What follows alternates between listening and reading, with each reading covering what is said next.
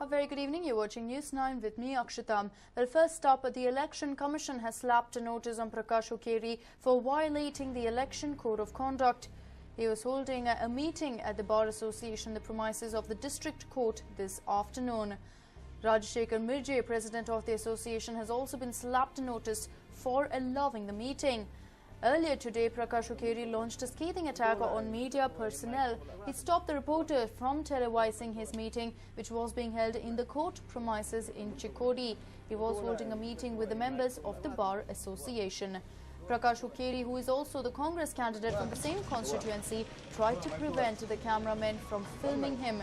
He also verbally abused the journalists present there.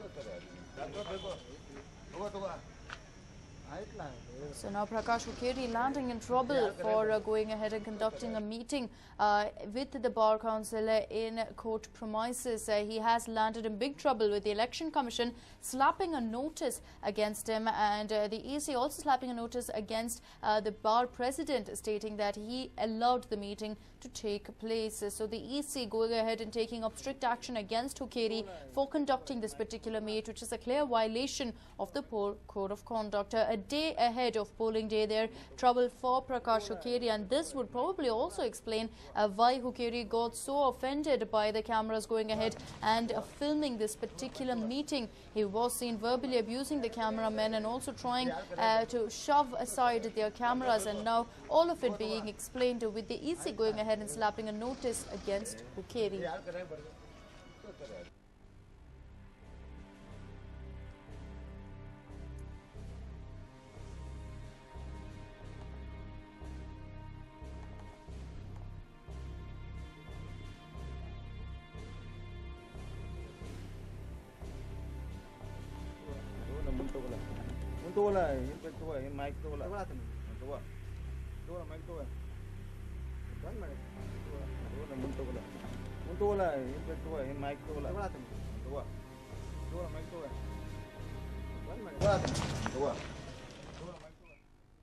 And well, Jafar Sharif, who has been on the brink of quitting the Congress, has officially pulled the trigger and joined the JDS.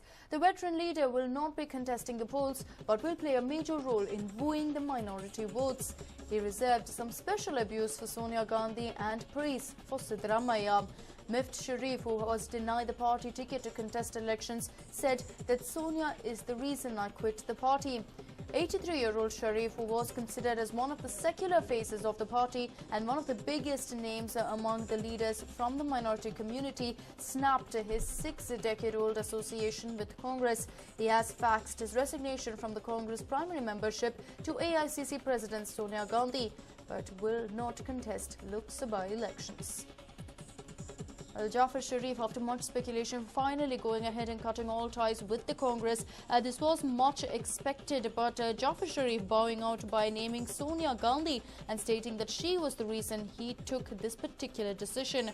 Also, with regard to his political future, Jafar Sharif made it very clear that he will go ahead and support and campaign for Deva Gowda in Hassan. But besides that, he also made it very clear that that does not mean he will be joining the fold of the JDS and that he will not be a part of the political party.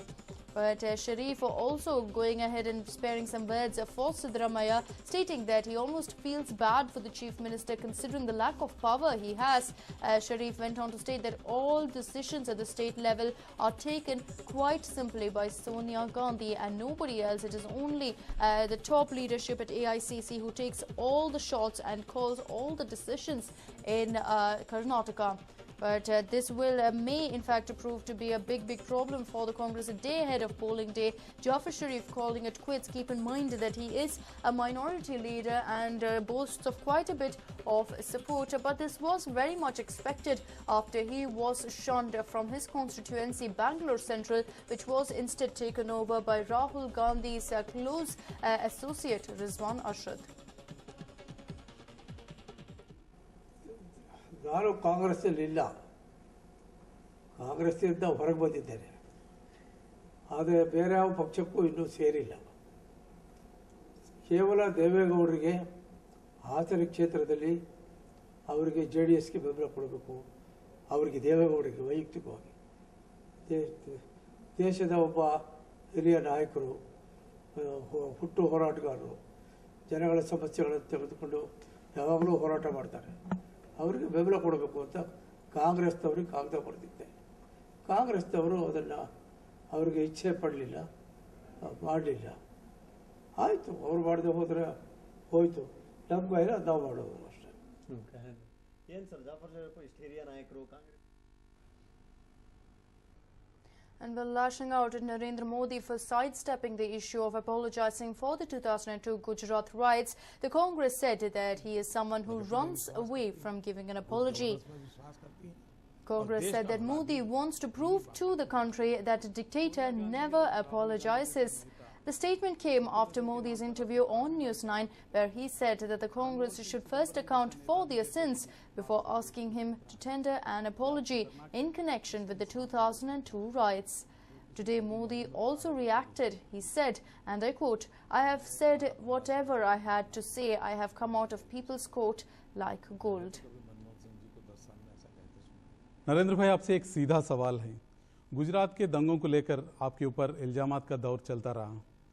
आपने तो अफसोस जताए लेकिन माफ़ी नहीं मांगी। ये लोग apology मांग रहे हैं। कौन वो लोग? कांग्रेस के लोग। मेरे पास तो कभी कांग्रेस के लोग मिलने नहीं आए, नहीं मेरे से ऐसी कोई बात की है। लेकिन प्रेस कॉन्फ्रेंसेस में, भाषणों में तो ये पूछ रहे हैं कि माफ़ी मांगना चाहिए मोदी जी को। कांग्रेस के लोग अपने पाप का पहले हिसाब लगाएं, फिर औरों का हिसाब मांगे।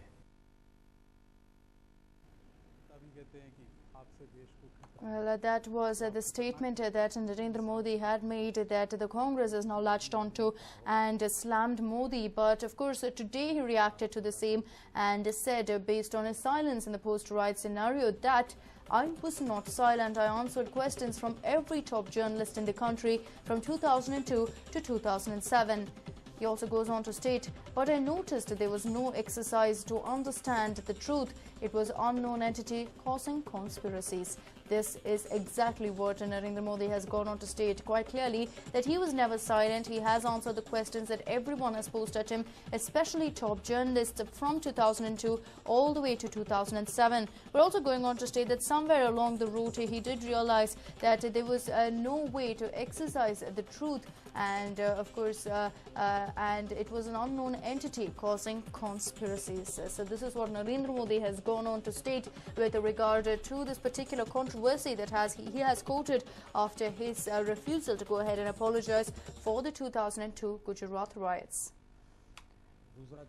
In fact, when asked about the question, Narendra Modi was seen almost getting defensive, asking exactly who was demanding for an apology. When told it was the Congress, Narendra Modi went on to quickly ensure that the ball was in Congress's court by going ahead and stating that it should be Congress who evaluates the sins first before evaluating others. But the Congress making the most of this after Modi seems to have almost hand-delivered a controversy to them.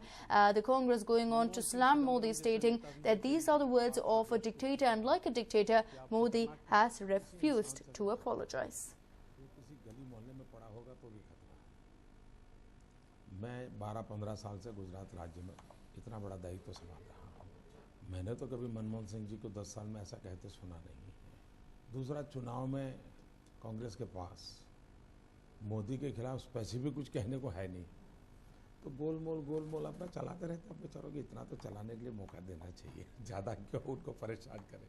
ये पीढ़ी विकास में विश्वास करती है, प्रगति में विश्वास करती है, good governance में विश्वास करती है। Well, on a day that BJP chief Rajnath Singh was seen in images wearing the traditional Muslim topi at a shrine, Modi also responded to the controversy over his refusal to wear a traditional Muslim skull cap offered by a cleric in Ahmedabad in 2011, an episode that is cited by many of his critics as a sign of his hard-line stance.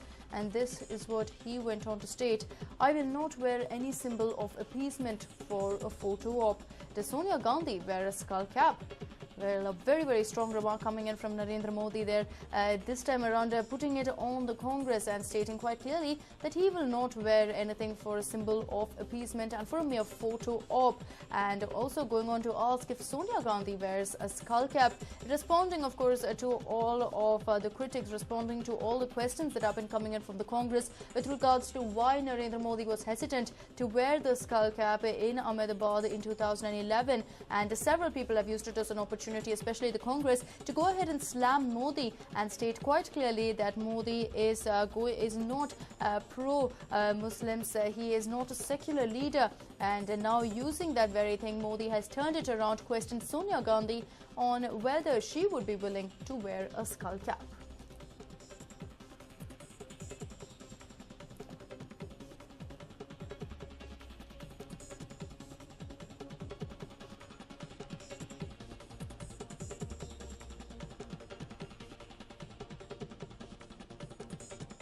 And well, it's more star power for Narendra Modi. BJP's Prime Ministerial candidate Modi will meet Tamil actor Vijay in Coimbatore tonight.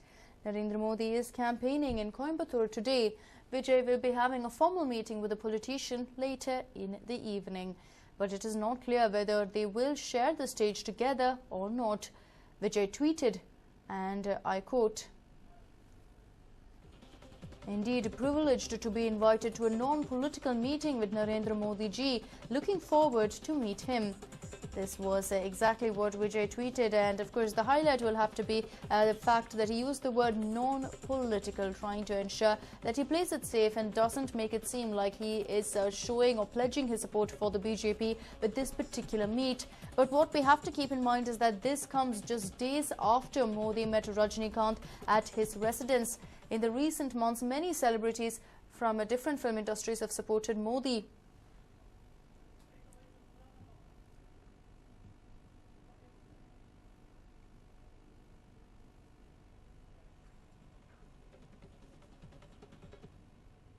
And well, a barrage of accusations against Narendra Modi and the BJP's Prime Ministerial candidate is now going ahead and commenting on the same. Let's cut across live. वो जो भी है किसी के कारण नहीं है, अपने बलबूते पर है, परिश्रम करने वाला उनका स्वभाव है, करते हैं। दूसरा, जिस मुद्दे का विवाद खड़ा किया गया है उसके संबंध में उन्होंने इलेक्शन कमीशन को जवाब दिया है। मैं पूरा भाषण तो नहीं देख पाया हूं क्योंकि मैं दौरे पर रहता हूं, लेकिन मुझे जितनी जानकारी मिली है उसमें उन्होंने लोकतांत्रिक व्यवस्था की ही बात की है, चुनावी मतदान की बात की है और कोई तौर तरीके का शब्द प्रयोग उन्होंने नहीं कहा, ऐसा मैंने सुना है। फिर भी लोग अब इलेक्शन कमीशन के पास है बात, हम इंतजार करते हैं कि इलेक्शन कमीशन क्या स्टैंड लेता है।